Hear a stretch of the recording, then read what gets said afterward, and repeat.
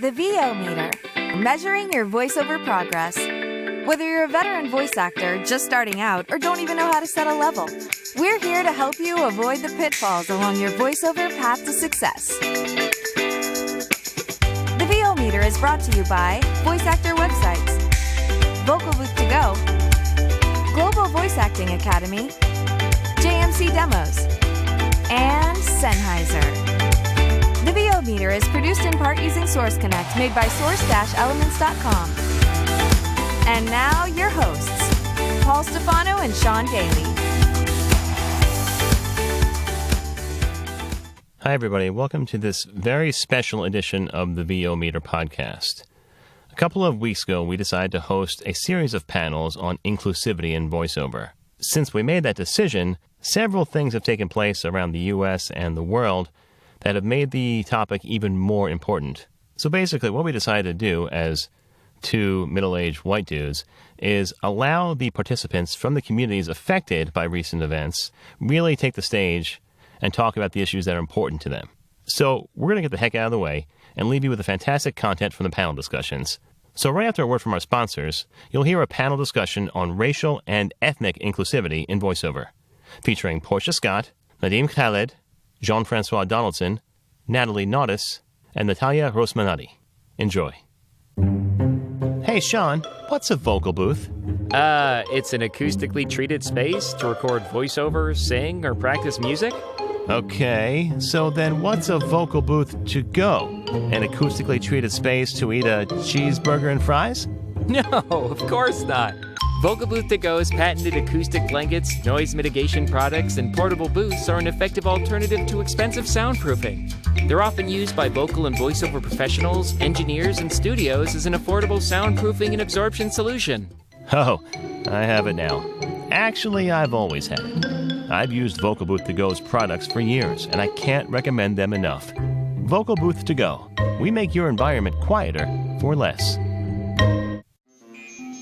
As a voice talent, you have to have a website. But what a hassle getting someone to do it for you. And when they finally do, they break or don't look right on mobile devices. They're not built for marketing and SEO. They're expensive. You have limited or no control. And it takes forever to get one built and go live. So what's the best way to get you online in no time? Go to voiceactorwebsites.com. Like our name implies, voiceactorwebsites.com just does websites for voice actors. We believe in creating fast, mobile-friendly, responsive, highly functional designs that are easy to read and easy to use. You have full control. No need to hire someone every time you want to make a change. And our upfront pricing means you know exactly what your costs are ahead of time. You can get your voiceover website going for as little as $700. So if you want your voice actor website without the hassle of complexity and dealing with too many options, go to voiceactorwebsites.com, where your VO website shouldn't be a pain in the you-know-what.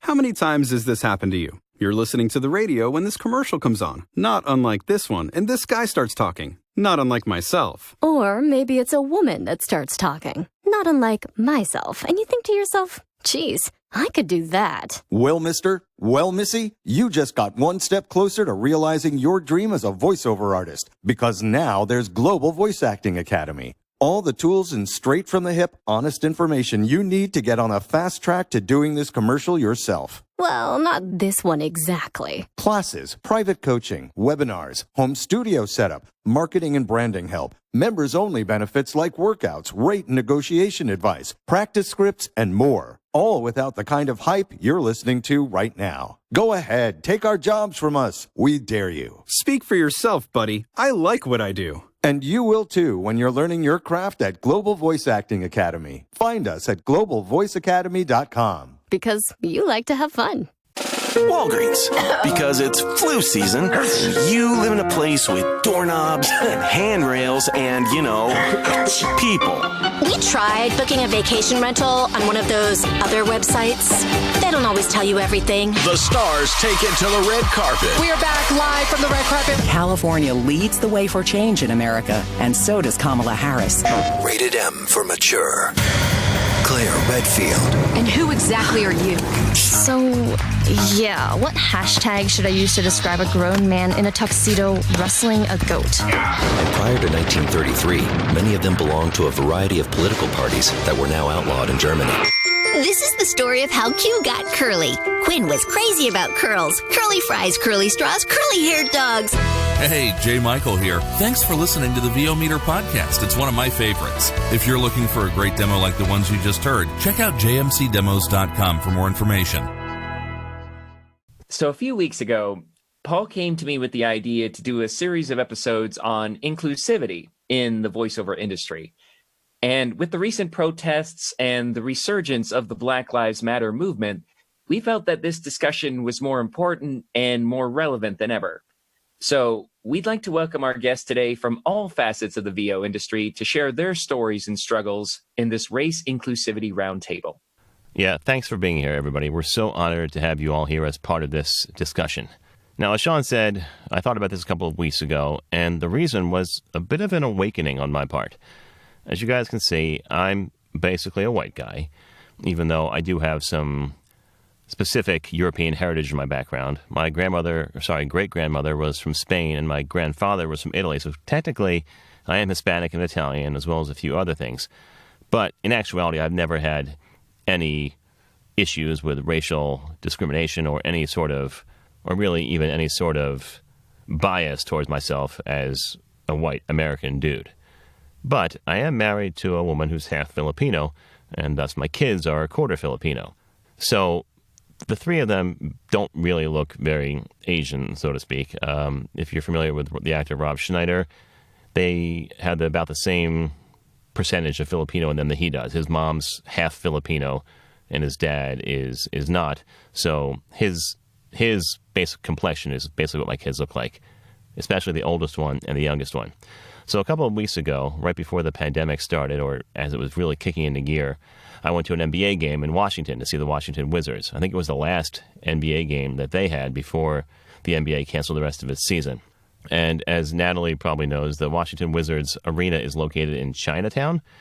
So we were walking down the street to the game with my 8-year-old son holding his hand, and some guy, either off his meds or on some other kind of drug, is ranting and raving about how he hates Chinese people and all Chinese people need to die because they're bringing COVID to America. Now, I'd heard from some other friends about increased racial discrimination towards Asian people of all cultures, not just Chinese, and the typical reaction that a lot of Americans have had over the course of the country's existence, that all Asian people are Chinese people. So as this guy's yelling about how he wants to kill all Chinese people, I'm thinking that this could be bad for my son. It's dangerous. I was actually a little scared about what this guy might do. Now, as I mentioned, this one son doesn't look very Filipino, but my middle son does. Has really dark complexion and looks a lot more Filipino than the rest of my kids. And I was thinking, if he were with me instead of my younger son, I would have been really scared that something might have happened. And how, basically, for the near future and probably even longer, I'm going to have to deal with this with my kids, explain to them how to watch out for people that are discriminated against them, and be careful when they're out by themselves that they might experience some sort of violence, especially while the pandemic is still going on. So that sort of woke me to the issue of racial discrimination, because it never occurred to me that that was still happening to people of Asian descent in America in this day and age. But apparently it does.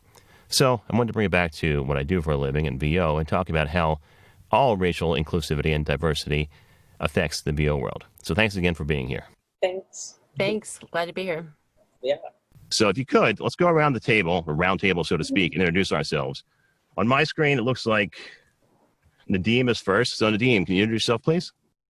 I'm bilingual, so I do both English and Arabic voiceovers. Yeah, I'm currently one of the territory controllers for Gravy for the Brain Arabia, which we just launched beginning of this month. So yeah, great things ahead. Wonderful. Well, thank you, Nadeem, for being with us. And then we'll move down to the second row with Natalia. Okay, yes, I'm Natalia Rosminati. I'm from Argentina. I record mostly for the Hispanic market for my country, Latin America, and also the U.S. Hispanic. And I talk English with a Spanish brief. Wonderful. Thank you for being here. And Portia. Hi there. Yes, I'm Portia Scott. I'm from Los Angeles, California, and I'm the director of voiceover at Coast to Coast Talent Group in Los Angeles. Wonderful. Thanks for being here. Surely. Thank you for having me. Absolutely. And Natalie? Hey, I'm Natalie Naudus, and I'm an audiobook narrator, and I just do exclusively audiobooks full-time. Very cool. And last but certainly not least, Jean-Francois. I'm Jean-Francois Donaldson. Live in Orlando, Florida. I do almost every genre of voiceover. Been doing it for about 10 years now. So, yeah. Awesome. Well, once again, we're so happy you all are here. And let's jump right into it, shall we? So let's go ahead and address the 500-pound elephant in the room, shall we? So in the past, and still very much in the present, people will often say, oh, it's just using your voice. Why should it matter what race or ethnicity the actor is? Is that ever okay? Or is it okay now to think that way? Why might it be important to prioritize a person's background over just their sound? Well, I'm going to jump in right at that because being one of maybe 5 Black voiceover agents in Los Angeles, I don't know about the other states, but in Los Angeles, 5, okay, maybe 7 of us. And of that, maybe 3 of us, 2 of us, 1 of us specialize in animation. And so I'm going to address this question with an animation hat first because there are different answers. And being Black and being an agent, I often don't really submit my clients specifically on the ethnicity. A lot of that is changing in some way, but I've been in this for like 23 years. And basically, if I get a character that has a breakdown, that if the history of the character isn't genetically, I mean, not genetic, you know, specific to race, in that it's not a piece that they're talking about being of that particular race, then I typically will submit my Black clients, Hispanic and Asian clients on a role that whether it's marked Caucasian or not, I will still submit them. And I do that, A, because opportunity, there are not as many opportunities for actors of color. So I see that and I look at that and I'm going, well, why is that so specific? Because what that character is about isn't necessarily about their ethnicity. So I'm going to submit that. So if it specifically says Caucasian in commercial voiceover, I'm going to do probably 90% Caucasian, and I'm going to throw in a few other Black, Hispanic, Asian actors in there. And let's see what happens. And just because there's just no reason not to, particularly in the commercial world in that respect. And sidebar to that real quick, some then say to me, well, do you submit, you know, non-people of color for Black, Asian, Hispanic roles? No, I do not. It doesn't work that way. Sorry, I didn't write the rules, but that is just, that's how it goes. Do you know what I mean? That's that society we've been living in that we're trying, I being a person of color, being marginalized in my life, ever so recently as just weeks ago in buying a new car, story for another time, you know, it just gives opportunity where there is an opportunity. And I feel that responsibility in a way, being a person of color, to try to give as much opportunity as the majority get. So sort of a long answer, sorry. No, that's great. And I think a lot of people don't realize that it's not so much that you're taking opportunities away from the majority, but you're trying to balance the scales for the people who don't have that level of opportunity to begin with. Yeah, and it's a pressure, you know, it is a pressure, you know, and I don't really realize that until recently.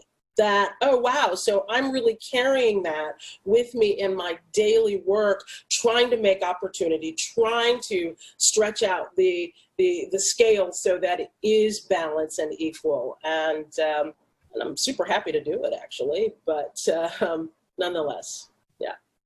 Wonderful. Anybody else have a thought on that? I'd love to hear specifically from Nadeem, if putting him on the spot, about how, as part of Gravy for the Brain in Arabia, you see that issue. Well, It is a big issue. Like, of course, like we've been struggling for years, all countries actually, not just a specific country on its own, to work on, I like to call it equity rather than equality, to be fair and impartial. Like, the thing is, it's a struggle. It's there in the market. It's happening where there's favor in terms of race. Like, people usually think race when it comes to the production of things we do in voiceover. That happens all the time. And the thing is, that's how the market has been working for ages. And it's our role to change that. I think, like, I believe that what Portia just said was amazing, because if every single agent, every single voiceover started acting upon that belief that we need to disregard race, like, of course, if you want to speak to a specific kind of people, like, for example, you want to speak to the Hispanic community, you definitely get a Hispanic voiceover to do it for the connection, you know, the emotional connection, you know, like just that. But if you're doing something that has nothing to do with that emotional connection, but you're rather speaking to a large majority of people around the world, I really don't think we should be thinking race at all. We should just be thinking, humanistic. Is the voiceover good enough? Does he have the skill? Does he have what it takes to deliver quality? Like, that's just what I believe. Portia, you had a follow up on that? I think you're absolutely right. And I think we're just looking to make a humanistic connection, and, you know, a connection that how happy we all were to get our hair done yesterday or whatever it is, you know, on a human level of those kinds of connections, if you're that. And then if indeed you are speaking specifically, you know, if someone's going to speak about a particular understanding culturally regarding Black people, I want to see a Black person talk about that. I want to see if these companies are going to build out diversity programs and send them out to teach people. I'm sorry, but that needs to be spearheaded by Black people. I don't really want to see people culturally tell me about my culture that are not necessarily from my culture. So, you know, and that's okay. I think we can have these distinctions and supports for other cultures and learning from other cultures. That only just sort of collectively makes us better as humans, I believe. I was just going to chime in from an audiobook perspective about I was going to ask you to chime in. about why race can matter for audiobooks is that a lot of the stories that we're telling are so personal and nuanced that over the course of, you know, the 10 hours that you're listening to this story, it makes a difference if the person reading it has a connection to the text. And there's a lot of things that can't necessarily be taught, like, you know, if it's a story about I'm Taiwanese American, and if it's a story about a Chinese American family, there's little things like how your grandparents would say your name as opposed to how your parents would say it, as opposed to how your friends would say your name, things like that. And then when I come across like a loud Chinese grandmother, I'm not doing a caricature, I'm doing a real person in my experience.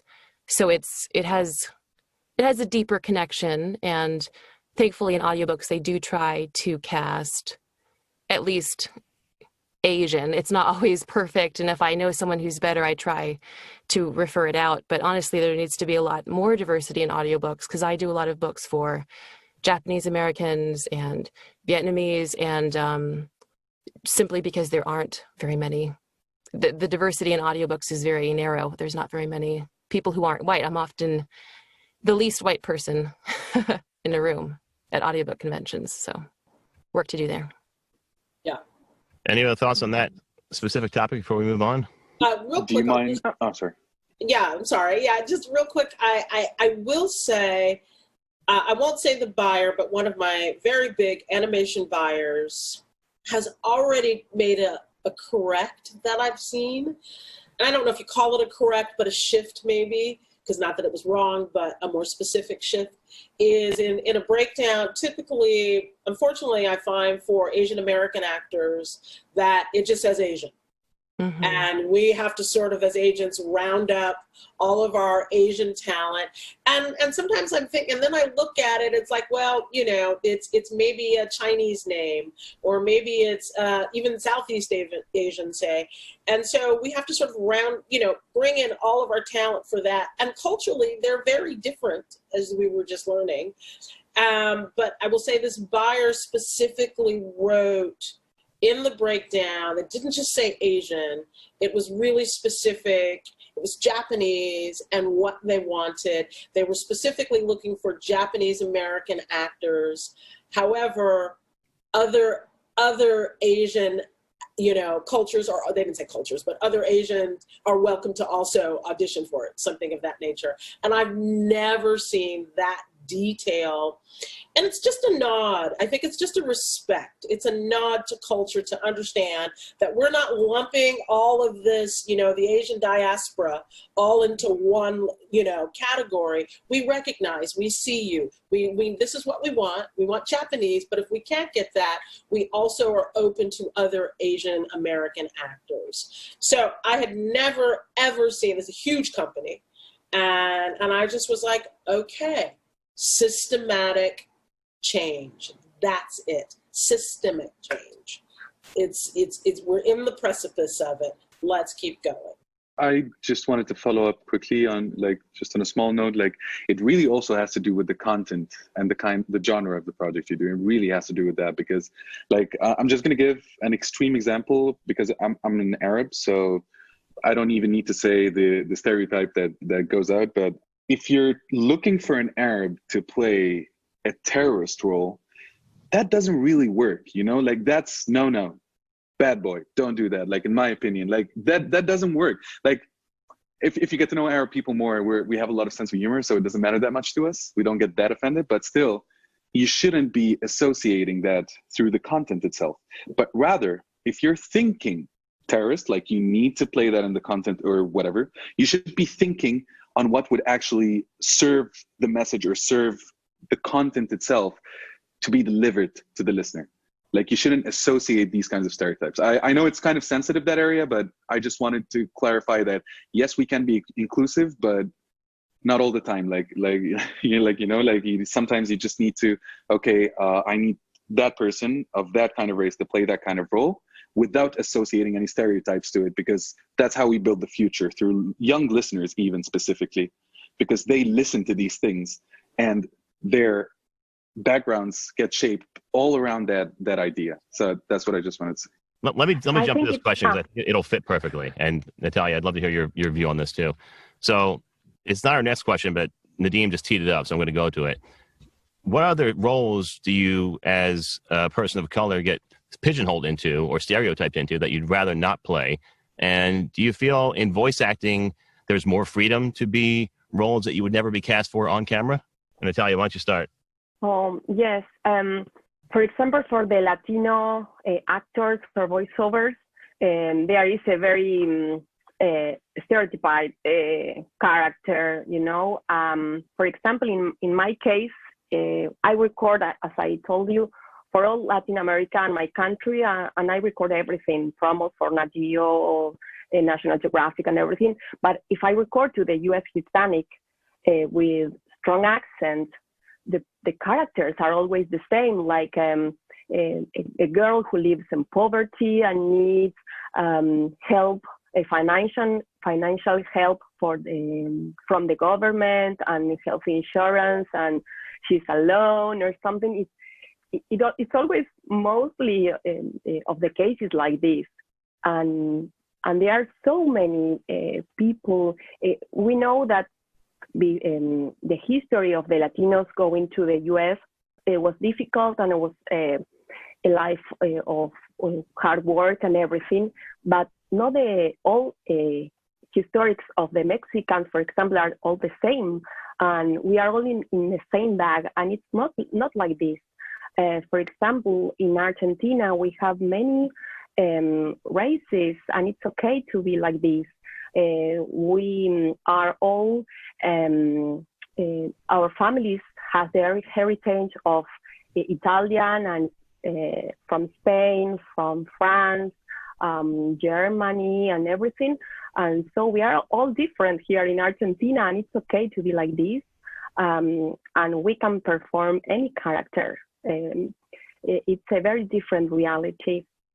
But when I go, for example, if I have to work for the U.S. Hispanic, I always talk to a little segment.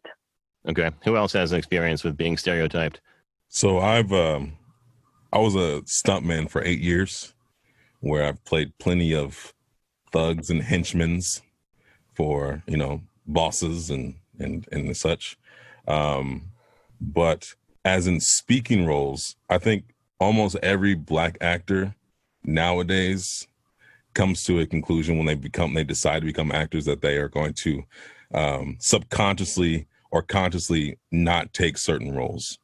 Like I refuse to play any of those kind of like drug dealer roles in that aspect, because that's just not, for one, the kind of image I wanted to put out there for young people.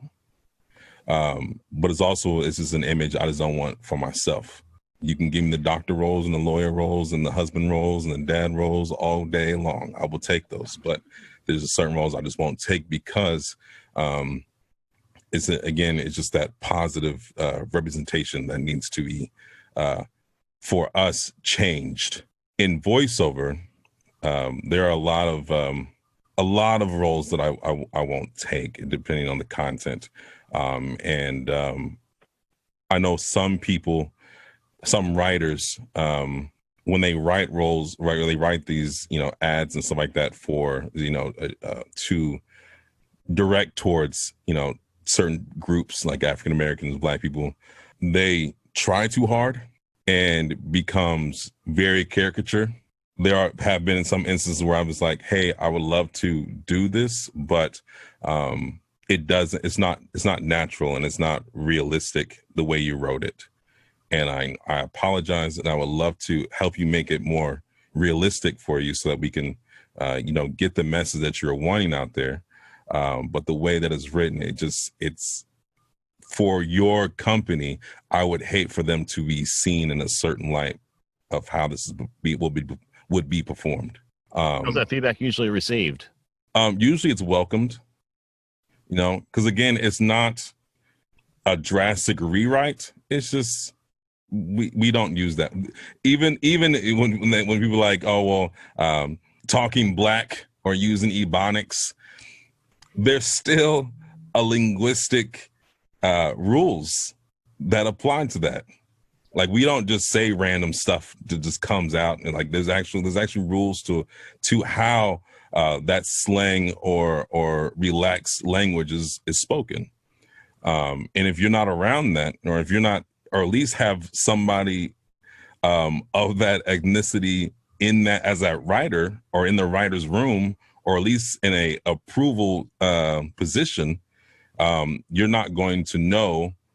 And I don't understand why they don't have inclusion on that aspect. If I'm going to write something on women's experience, on how their body works and how they feel about when they have menstruation and period cramps, and why would I write that by myself or even at all? I mean, like, hey, this is what I want to do. Can you help me? And I don't understand why that is not the first thought process when it comes to writing for non-white people. It's a good point. Real quick, just to chime in on the back of that, I think that speaks more broadly to the systemic racism, and meaning that if we had more of us in those positions to write about us and or consequently those of other culture, then that would be, what I mean? We would know where the emphasis goes on this, because it's originated out of this community that you want to advertise to. You want this community to buy your product, then you need from the top down to follow the curve and have more people of color in those positions who are deciding on, hiring the copywriters that are the copywriters and, at the ad agencies. So I think that speaks more broadly to the overall, systemic issue that we have. We've got people that are, of not color writing for people who are. I think that's, speaks to that voice of it. Absolutely. And America has a long history of propagating stereotypes in the media because of that limited perspective and that limited exposure to people from those cultures. And these familiar ideas, or they're only comfortable in portraying these people in these negative stereotypes. And I agree that we really need to try and integrate more people into the writer's room, into the creative, more creative contributions from people in diverse backgrounds. Indeed. As far as audiobooks go, getting pigeonholed as an actor in audiobooks is definitely a problem for narrators of color. And it's actually a decision that we have to make early on when we're picking which name we're going to narrate by. Do we want to keep part of our name? Like for me, do I want to keep my Chinese middle name so that when people see that I'm doing a book that I have like more authority on the subject, or do I not want producers to know that so that they consider me for books that don't have to do with my ethnicity? So I try to like walk the line there, and I know because I get books from different publishers that there are some publishers who send me a wonderful variety of books. Like, of course, if that book comes up with that biracial Chinese American girl, send it to me, but also that great sci-fi that has nothing to do with my ethnicity, but just needs a strong female voice. But there are producers who I only ever get from them a book about a Japanese girl. And I won't hear from them for like, year and a half, 2 years, and then I'll get another book. And it's a catch-22. Like, I'm thankful for the work, and I absolutely want to tell that story. But I have to try to remind them that I'm more than that, and maybe send them a review once in a while of a book that I did that has nothing to do with my ethnicity, to try to stay balanced. And I have biracial Asian American friends who are married and have a different last name. One of them has a Hispanic sounding last name, and she gets work all the time with like his Latina leads, even though that's not her ethnicity at all. And it's hard for producers to know, and I always try to volunteer my ethnicity, sometimes in an email, just to like give them my brief bio so that they know what's most appropriate for me.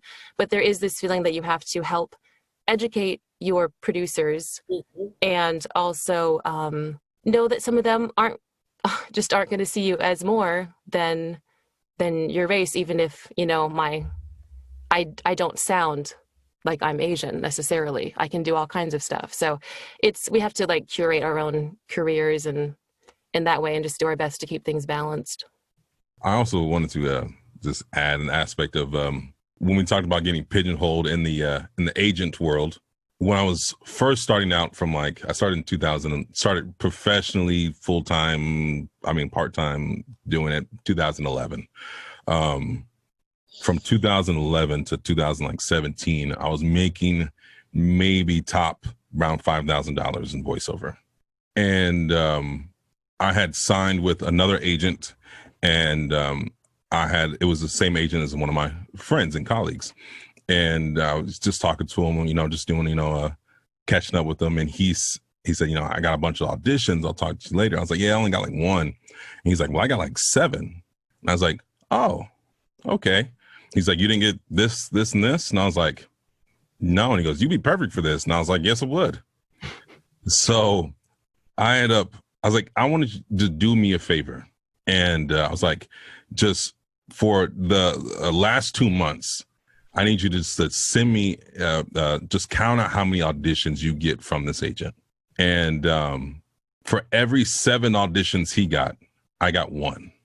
And I was like, well, this is some crap. All right. And I was like, so I went to that agent and all my other agents, and I said, I need you to send me absolutely everything that you get from males, and I'll decide if I want to do it or not. But I need you to send it to me, because there are a lot of auditions I think I would be great for. And just because they don't say African American on it, you don't send them to me. But they say, blue collar worker, gruff, sound. I was like, I could do that all day long, So that first year, of actually getting more opportunities, I went from making $5,000 to $35,000 just in the year. And, my agent was like, oh man, you're killing it, blah, blah, blah. I'm like, yes, because I actually have opportunity now to work. And it's like, you can't even, I understand that, especially with the diversity aspect to it, everyone wants to make sure that if it says African American, they're giving the African Americans. And yes, but if it doesn't say anything, that default registered to it goes to, this is for white people. And it's not, unless it says Caucasian or white. And I was like, that's sure, fine. Don't send it to me. I mean, I can do it, but don't send it to me. But if it doesn't have anything other than just characteristics to a voice, why am I not getting these opportunities? And if I'm not getting these other opportunities, other African-American voice actors aren't getting these opportunities. And I know hundreds of Black voice actors who are like, I can't make this full time. And I was like, you absolutely can. There's enough work out there for you. You're just not getting the opportunities. Wonderful. Or being given it. Absolutely. Nadeem, did you have a comment you wanted to add? I was almost going to say the same as Jean-Francois. Basically, it doesn't matter what race it is. It's the same story. It's what's happening over and over again. How many of you have heard the Arab guy speak like this because he's Arab and he has a background from Middle East and stuff? Like they always say, okay, we need Middle Eastern guy. What happened to the Middle Eastern guy who speaks good English? What happened to the Middle Eastern guy who doesn't say the P as a B? You know what I mean? So we shouldn't be pushed aside and pushed out of the game just because of race. Give me the opportunity and I'll show you. And that's what's happening at the moment with some people, and they're realizing, oh, race has nothing to do with it. Mm. And I think, Portia, you touched on that before. We're so focused on trying to focus on the racial experience, telling the racial stories, that we're forgetting the human stories and the similarities that we all share, no matter where we come from. So true. So completely true. I mean, it has to start from the top, the people who, who develop content, who are able to sell their content, who then are able to go on and produce their content and to voice direct their content and so forth. When we get more diversity into that, these things automatically come, because of course we're going to connect on a humanistic level, because honestly, that's all we can do as humans, right? I mean, ultimately that's all we can do. So it's, we can start to get these opportunities out to the collective, non-white mass, then the diversity begins to open up, and then we really do get the best person for the job. I think it's very important that we are all together in this, changing the minds of the leadership roles. For example, it's in our minds and it's in our hands to change that vision. I was listening a podcast that is really good from Sagastra en Español. Is hosted by Silvia Villagrán. She's a wonderful voiceover talent. Oh, I love her.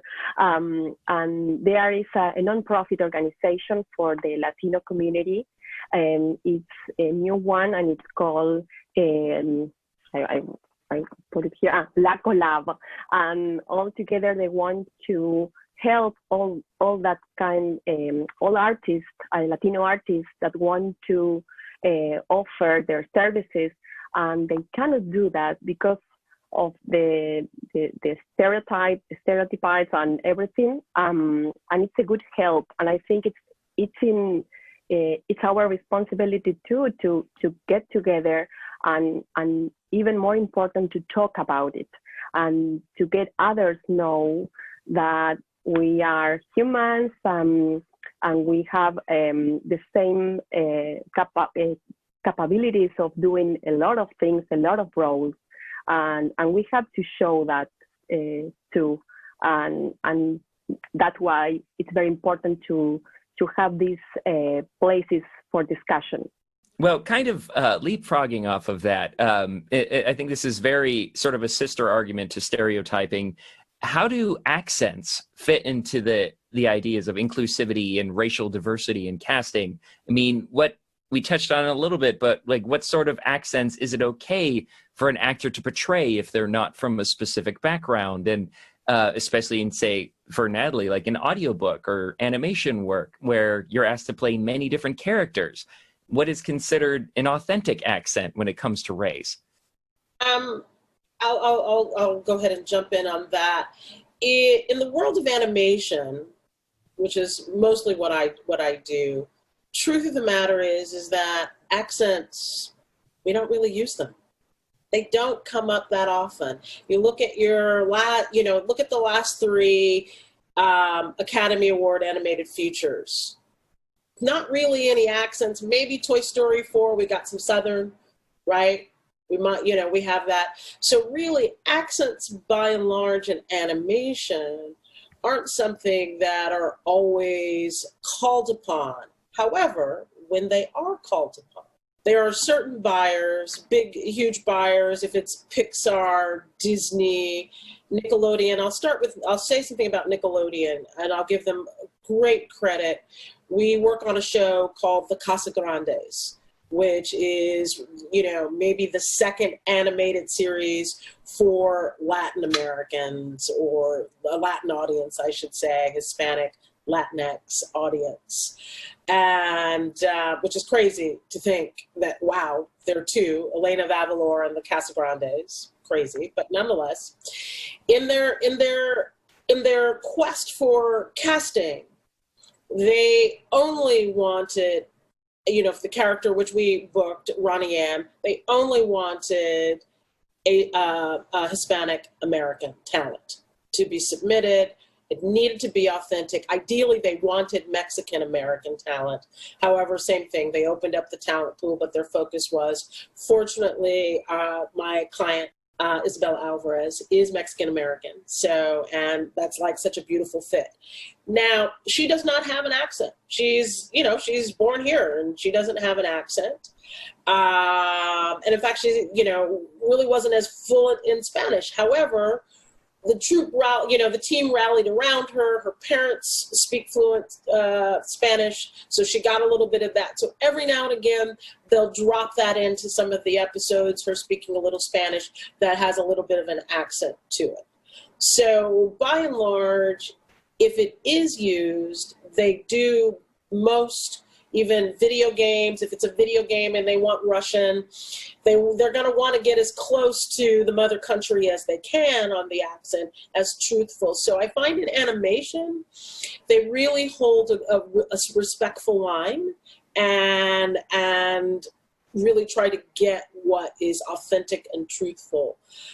In commercial, we don't, accents, in the general market, which is just sort of, broad stroke USA, we don't really utilize accent. I would say that those using accents, they want it as authentic as possible, but really, by and large, it's something that doesn't really come up a lot in the world of animation, maybe more in video game than traditional animation.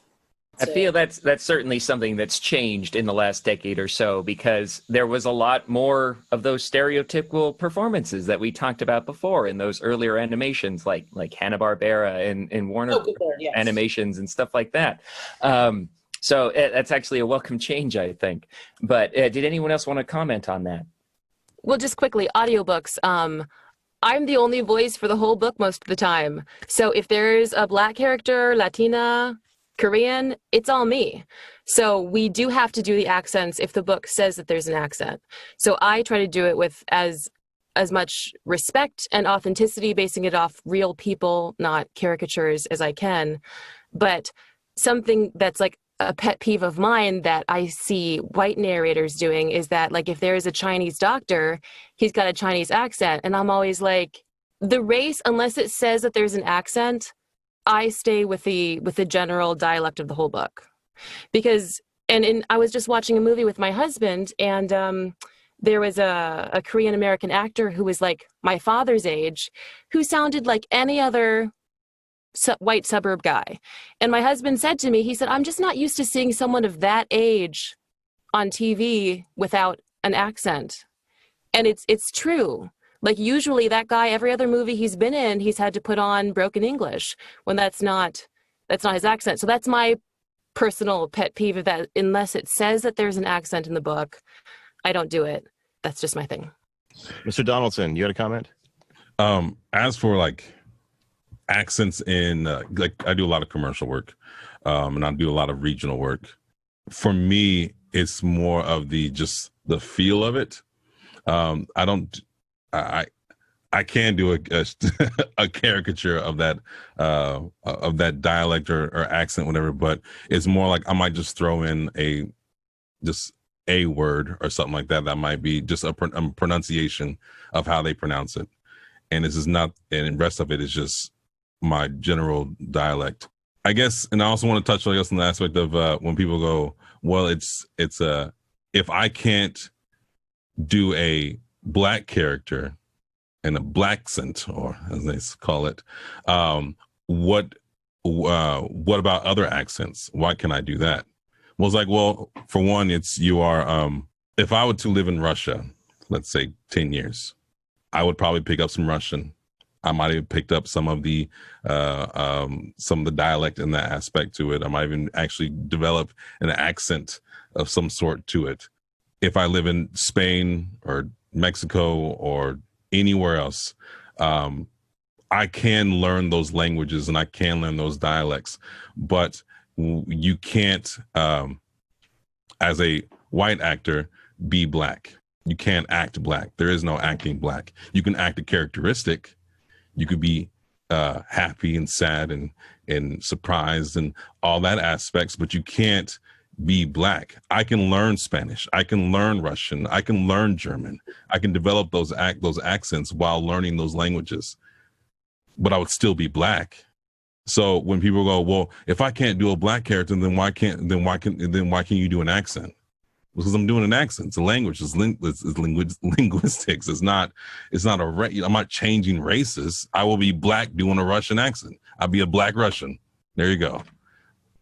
And it's the fact that the people are like, well, Black Russian. There's no Black Russians. You have to be respect with all the ethnicities and accents. For example, it happens if I go to a bank, to an American bank, and said, para español, presione uno, and we don't talk like this. So it's someone to emulate our accent, and we don't talk like this, and we don't feel represented by that person.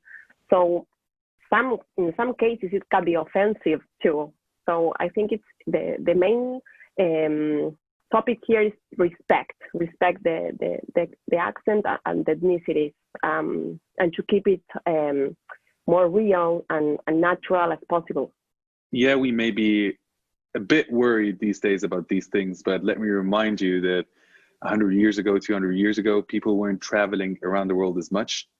We have now trilinguals, not only bilinguals, and future generations are going to be, like Jean said, a Black Russian who also has Asian roots and is from wherever on the planet. So what I'm saying is, after a specific amount of time, no one knows, you're going to have people that have so many roots from so many different places that it's not going to matter anymore. Because if I tell you, okay, so I need a Hispanic man, it's like, okay, I'm Hispanic. And like, okay, I need an African-American. Okay, oh yeah, my grandmother was African-American, and so on. So by time, that's going to be filtered automatically because of, everybody traveling around the world.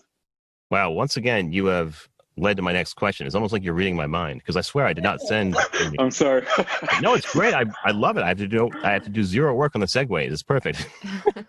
So I wanted to know, based on the giant melting pot America is specifically, and how Nadeem said it will be like that before too long throughout the rest of the world, what qualifies a person to apply for a role under a certain ethnicity or race? Is there a specific level? For instance, I mentioned at the top, my grandmother's Spanish, my father's Italian. I'm also Irish and Dutch. What would qualify me to apply for a role that had Hispanic as a casting spec? Culture. Do you identify with that culture at all? Like, I have my grandmother's Choctaw, Native American. I don't identify too much as Native American because I don't know that culture. I was not exposed to it really. But I am Black. I have been Black my whole life, been living the culture and the aspect of it.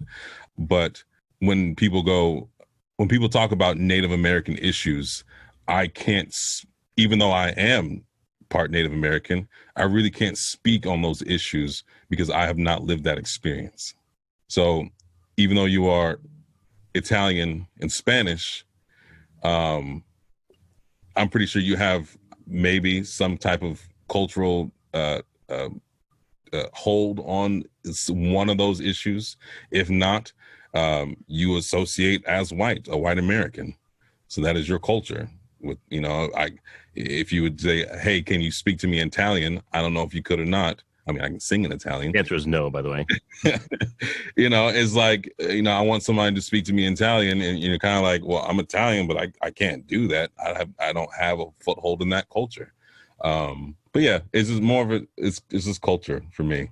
Well, I think that is about, Paul, about being able to associate. You know, I, as an agent, you know, I have clients who are mixed, who have Hispanic, Caucasian mix. So based on what they tell me about how they culturally connect, well, you know, I speak a little Spanish, he speaks a little Spanish, but we definitely honor our Spanish heritage, although, you know, he's three-quarters Caucasian or what have you. So depending on what they tell me about how they're, you know, involved in the culture, then I'm like, okay, well, great. Then I can submit him for Spanish content, you know, roles that come up and they say, you know, Spanish, you know, Hispanic American or, you know, Caucasian. I can submit this talent for both areas, which I love. I mean, you know, the more talent like that I have, the better, because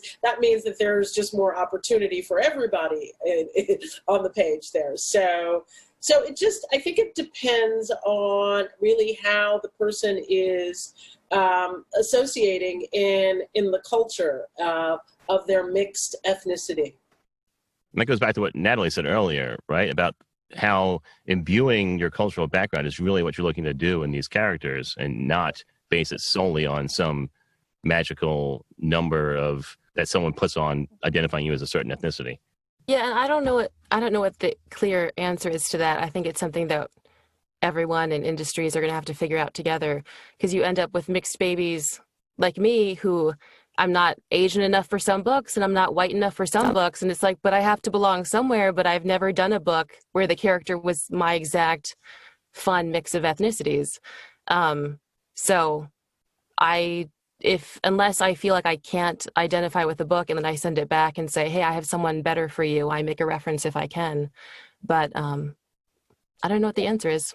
And I think, Natalie, the answer is people like yourself who have a story to tell and who generate a book and that can say, you know, I'm of mixed heritage and this book has elements around that. And it isn't, you know, and when that person makes the deal with their publisher and say, and I need to make sure that the talent that is cast is of mixed heritage. Or in this book, I have, you know, different cultures in this book, and I need to make sure that when this book, you know, when we go on to the next steps and the talent is hired, I need to make sure that you're casting African Americans here, you're casting, you know, Hispanic Americans here, what have you. So it's incumbent upon all of us to, you know, those of us who have stories to tell and we get our stories sold, then standing up and saying, well, this is what I need to have happen here. That's what, you know, our A-list celebrities who've now got the power to say, you know what, I'm going to give you a quick story. It's a great credit to casting director. I don't know if he'll kill me if I say his name, but I'm going to say it. Christian Kaplan, who needed to make a casting, I won't say the project, where the lead character in this animated film is Black. And there's another character in this film that's related to him, and that could be any voice. But that casting director said, well, no, if the lead is Black and this is character, then we need to cast this, you know, the secondary character as someone who is Black. So it is people in the position of power start to open it up and say, well, wait a minute. Why can't this be like this? Or those creating content standing up and saying, you know what? I'm directing this film. I'm a Black director, and I need to make sure that my crew heads, at least 3 of my crew heads, are going to be Black, or whatever. If it's a Hispanic American or what have you, they have to also bring up, teach, and open it up so that people understand that the playing field, the opportunities are starting to expand, and culturally there's opportunity. So I think that is one of probably many ways that we start to shift the awareness around that. And the fact that we can even have this conversation today in this way without, people not yelling at each other, being upset and being angry, because we won't get anywhere with that, but just having the real conversation of, yeah, that's what needs to happen. So. And on the flip side, for people receiving work that is sent to us, I think that we have a responsibility to send back work that we don't feel like is appropriate for us. I've absolutely turned down work that I see, it's third person, but I see the cast of characters is primarily Black. And I've done this with indie authors. I said, I'll take as long as I need to help you find the right narrator for this series. I'm not going to charge you anything, but this isn't the right series for me.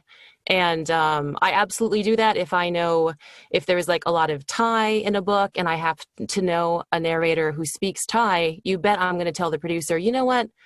I would love to, but my friend would be better. And the thing that does is it helps a more diverse population of actors find that there is work so that they can stay in the industry, so that they can keep getting that work. Because otherwise, if they're not getting work, they're going to work on a different job. And we need everything that's right for them. They need to get it. So even though I'm not in a position of power, I have the power to say, no, please hire so-and-so. This is brilliant because it ties directly into our final question. And I kind of just want to open the floor to everyone. But what can white people and non-people of color do to show our support, both in the media industry and outside of it, for our Black and brown brothers and sisters? Like, what can we do? And not everyone doesn't have to have a concrete solution right now, but just some ideas or any other things that come to mind. Yeah, I think it's number one, awareness, right? Because that's where it all has to start. And then once there's awareness and understanding, I think there are actionable things to do within just your circle of friends. Look around in the room and just see how many people of color are around you, and then be aware. Ask yourself, why is that? And then what you can do is where there's opportunities, where there's an opportunity to make something sort of, basically, make correct or help or assist or educate or, be open to asking questions, and be aware that I had this happen recently. I had a white friend of mine who I went to high school with, and my high school was mostly white with a large Black population, so we were mixed, in that respect.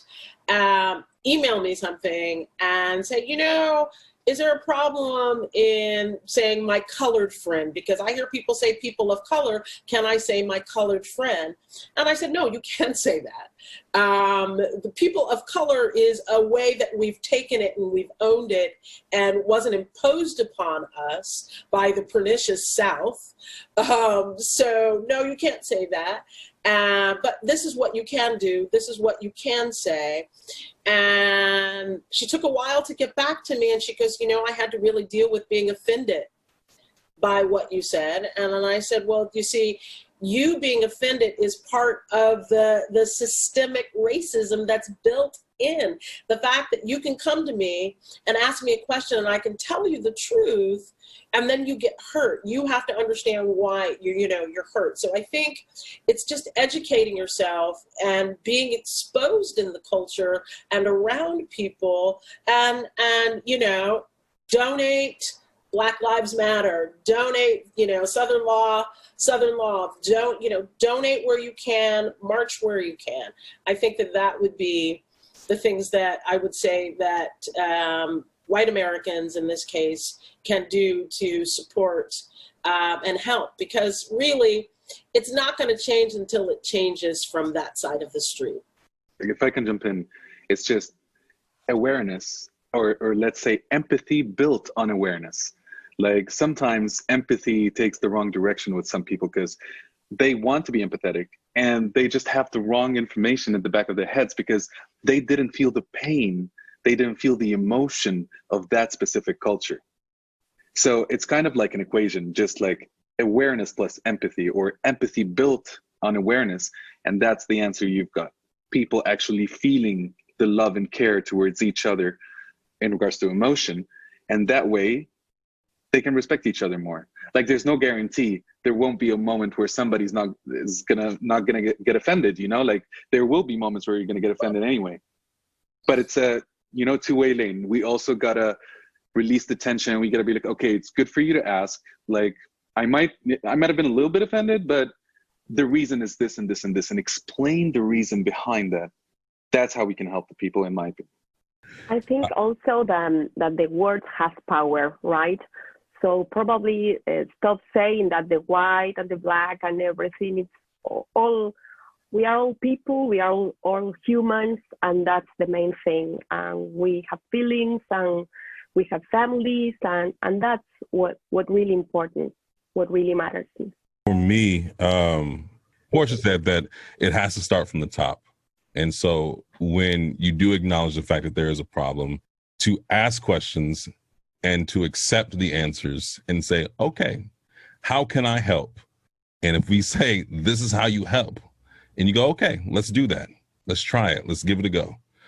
Because so many people, and especially this time, I have literally 45 messages from random white people on Facebook asking me, you know, what can I do to help?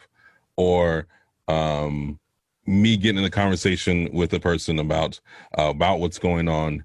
And it's almost in the aspect of Black people have always been teachers on how to teach white people not to be racist. And I never understood that, but I will gladly accept that role if you are willing to learn.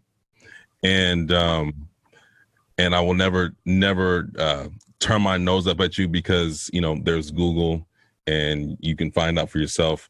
We could talk it out. I have no problem with that. And I think that's the problem, is that, or ways to help, is that talking to people and the younger generation about these are opportunities, because even growing up, the opportunities given to us are not very vast and diverse as well. So as agents and voice actors and casting directors go into these schools and talking to these young children, because we're at a point where I went back to Missouri, back home, and I went to my elementary school and my high school and just talked to the kids about what I do. And they're like, and I had dozens of kids going, you know, I really wanted to I've always wanted to get into voice acting, and it's cool as a Black voice actor to see Black kids go, I was wanting to do this when growing up, but now I want to do what you do. And I was like, you know, okay, you know, it's that nice feeling of like, I never had that growing up. You know, it was like, you play sports. Or in my town was really big on teachers. So I was going to be a teacher. And even that aspect, there's like 2 Black teachers in the whole town of 5 high schools and 12, you know, elementary, middle schools. And so even that aspect was like a big deal to me. But, you know, when I became an actor and just realized that, like, growing up, I was the only Black kid in my whole theater. Why? Because again, the other Black kids were pushed to do sports. This is what you do. This is your pigeonhole. This is your only outlet. And I think we need to, again, start these kids young in aspects of learning what different things that they can do, rather than, you know, being doctors and lawyers. And that's wonderful and great. And I've never downed anybody for that, because it's amazing work that people do. But there are writers and agents and accountants and just things that you can do that that aren't flashy. But again, getting so and that also builds into, you know, they always say that I couldn't find a Black writer, or I couldn't find a Black casting director. I couldn't find or whatever. And it's like, well, if we develop them, we would have them. But you guys aren't developing these children. You're not developing people, or not giving other people opportunities to do anything. So of course you're not going to find it if you're going to hinder other people from joining the boys club. Well, and I'll speak to that a little bit. You know, the socioeconomic divide really shows up here in that I do not have enough young Black talent, male. I do not. I go to my list, and trust me, there's castings, and I go to my list, and it's getting shorter and shorter, and I'm like, oh my God, okay, I've got to fix this, and I'm like, what's going on? Why? And in some cases, even Hispanic youth talent. And then I went, aha, it's money, because in a lot of households, you have two parents. One maybe work, maybe one can have a side job. The kids have to have someone to go with them to these auditions. All of the youth auditions happen between 3:30, 5:30, 6:30. But if you have one parent who works, then you have to spend money to hire someone to take your child out to the auditions to be able to compete. Meanwhile, their white contemporaries have that system built in where either one of the parents can do it, or they can afford, because both parents work and make a really good salary, and they can afford a driver, someone to take them out, to be a guardian for them. So once again, the socioeconomic divide really falls down in this area, where where I see that really our Black, brown kids are not able to have those opportunities because they don't have that home, wealth, that generational wealth that helped these families, decade after decade to help and support and pass on. When I look at my friends that are my age, 57, that are my age, and they're, we're losing our parents. I've lost my mother. We're just at that age. And I look at the difference between my Black friends and my white friends. My white friends, their parents leave them real estate and financial gain. And my Black friends, not so much. Maybe it's this, maybe it's that. So once again, the socioeconomic divide filters through everything we do. Whereas so now there are probably plenty of young African-American boys who would be amazing in voiceover, but haven't had the chance to maybe take the classes to compete. I'm always offering classes to my clients, especially now in the world of Zoom, take this, do that. Well, if you don't have the money to do that, you can't compete as fairly as your white counterparts. So consequently, the casting goes on and on sometimes, just trying to find, the talent to fulfill the jobs. So they're being written, but there's a deficit for sure. And I think that's just goes back to economics and having the opportunities. I would just chime in that the two things that I would say that people can do is what I was saying before: turn down work that's not right for you. And I promise it'll come back to you. I get referred stuff all the time that's better for me than someone else, and I send it on to someone else, and it's karma, like it works. And then the other thing is, and I don't know how I can do this, but I want to challenge producers and people in authority to do like what Portia does and to think outside the box. Like, why is every new recording of the Bible a white man? Why is the voice of authority a baritone white man every time? Like, why can't we have a Black actor reading a textbook, reading an economics book? Because they tend not to think that way, producers. When they think authority, they think white man, we're going to send it to this guy again. And I wish we could break out of that and have, we need to hear different voices telling us different things so that we can learn to respect and trust things that are coming from people who look and sound differently than we do. Well, everybody, this has been a fantastic talk. Nadeem, Portia, Natalia, Jean-Francois, and Natalie, we really appreciate you coming here and talking about this important topic. Before we go, if you'd like to, please tell people where they can find you if they want to hire you or get in touch with you. I'll start with Nadeem, please. Well, my website is basically my name, which is Nadeem Khaled. Should I spell that out? Sure. Yeah. It's NADEEMKHALED.com. Thank you for that. Okay, I'll keep calling people out. Natalia. Okay, my website is Natalia, my name, NataliaRosminati.com. Jean-Francois? You can find me at thedeepvoiceguy.biz and possibly Portia's agency. We're going to talk later. Smooth, like butter. And Natalie? Natalie Naudus. Last name is Naudus, NatalieNaudus.com. And Portia, would you like to give out any contact information? No pressure. Sure. It's Portia Scott. I'm at Coast to Coast Talent Group. It's Portia 4, the number 4, Coast at Gmail. Portia for Coast at Gmail. And if you email me your demo out there, please give me time. We haven't gotten back in the office, and I'm happy to say VoiceOver made the pivot. And since the shutdown, I have worked insanely every day. So I'm grateful, but it's busy as fuck. So. Wonderful. Well, thank you all so much. And this has just been so eye-opening and expanding for me. And to our audience, just be aware, be attentive, be respectful. And thank you all so much. Thank you, Sean. Thank you, Paul. Appreciate the opportunity. Thanks for listening to this episode of the VO Meter. To follow along, visit us at www.vometer.com. We'd also love to hear your comments or suggestions for the show.